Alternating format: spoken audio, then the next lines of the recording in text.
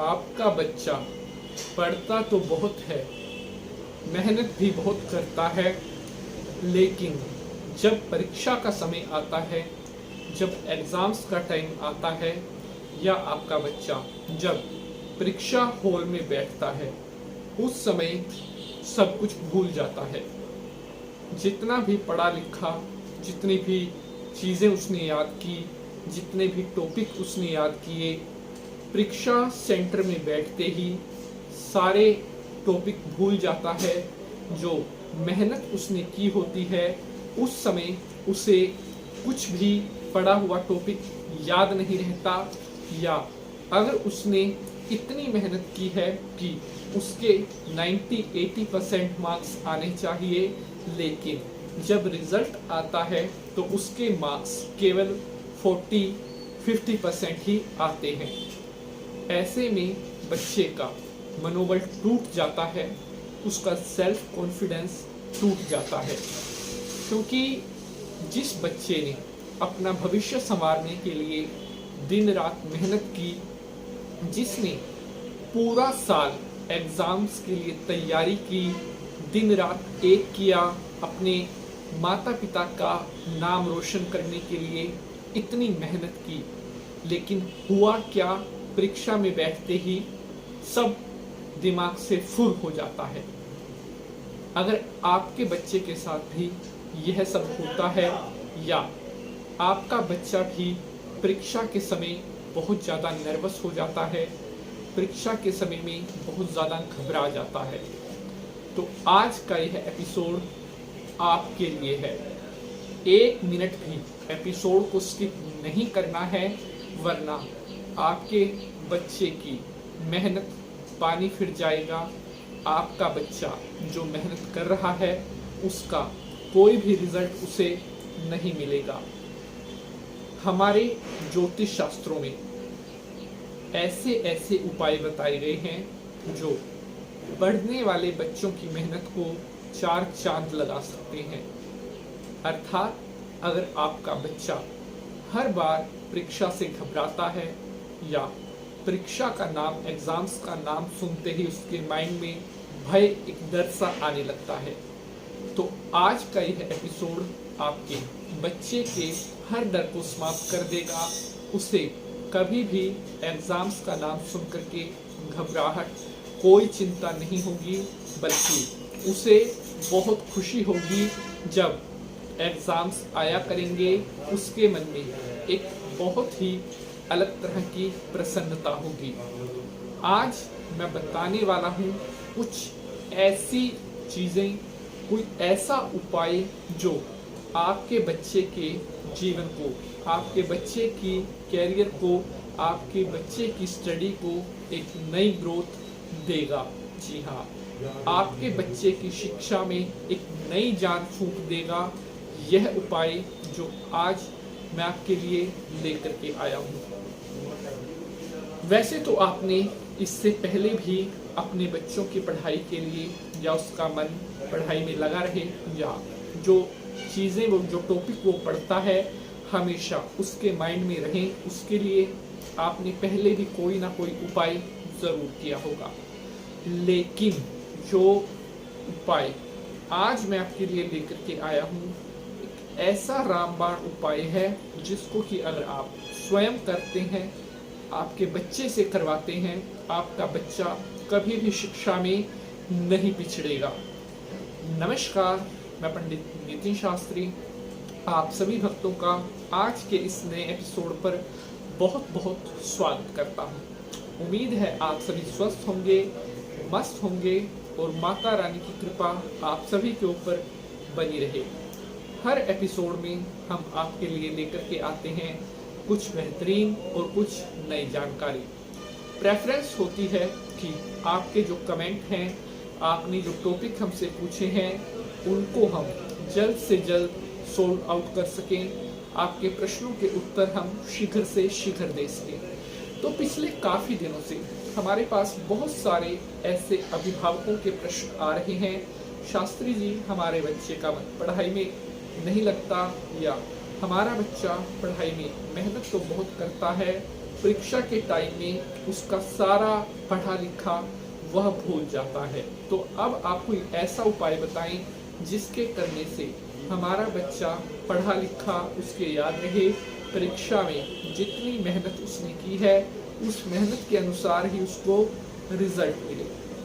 तो आज आपके सामने प्रस्तुत है वो बेहतरीन उपाय जो आपके बच्चों को शिक्षा में अव्वल कर देंगे। आपका बच्चा हर किसी को पछाड़ करके नंबर 1 पर काबिज होगा। एपिसोड को पूरा देखना है ताकि हम आपके लिए जो इतनी मेहनत करते हैं हमारी वो मेहनत सफल हो सके और आपको एपिसोड का पूरा लाभ मिल सके।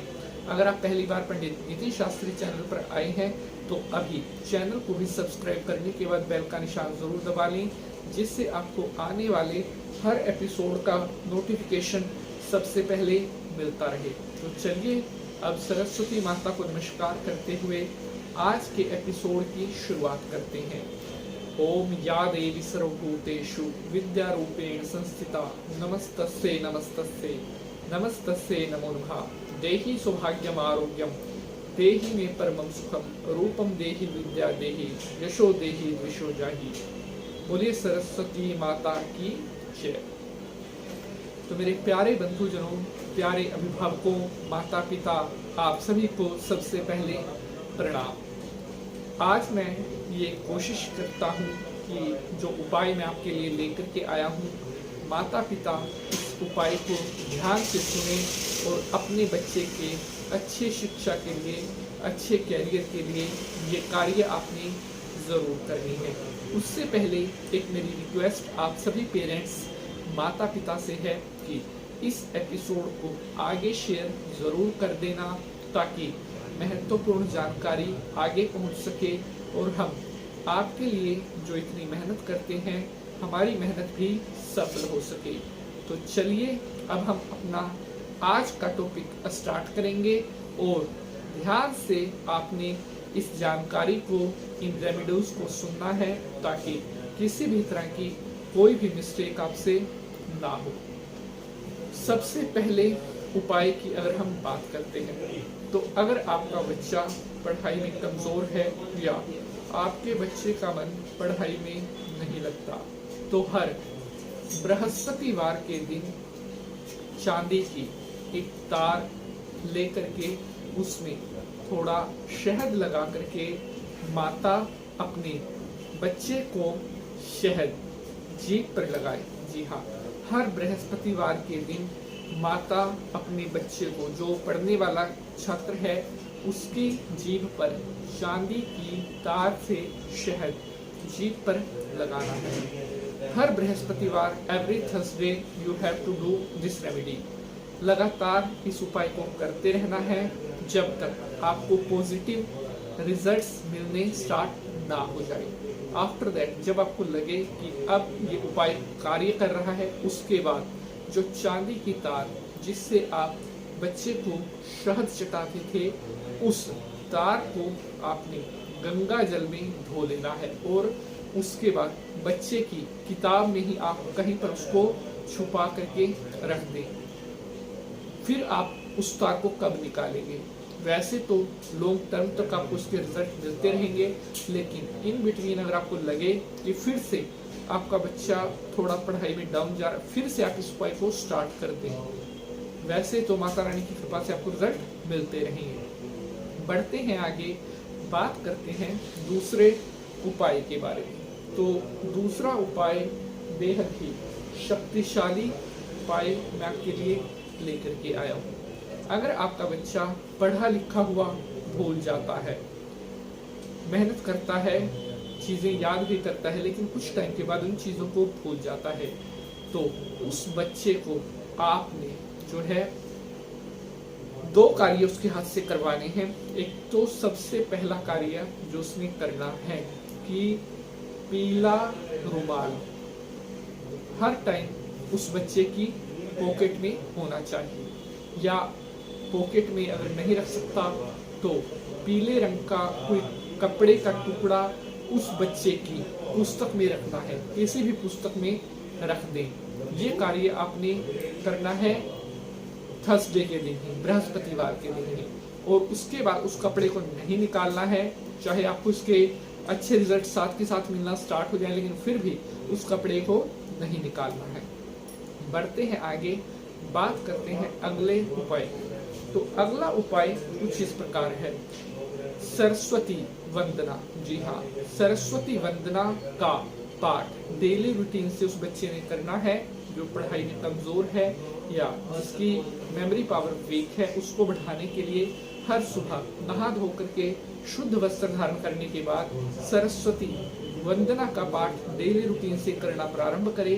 बहुत ही जल्द माता सरस्वती की कृपा से आपका बच्चा पढ़ाई में तेज होगा, अव्वल नंबर लेकर के आपका बच्चा आने लगेगा। बढ़ते हैं आज के अगले उपाय की तरफ, जो कि सभी उपायों में सबसे शक्तिशाली और तीव्र गति से रिजल्ट देने वाला उपाय है।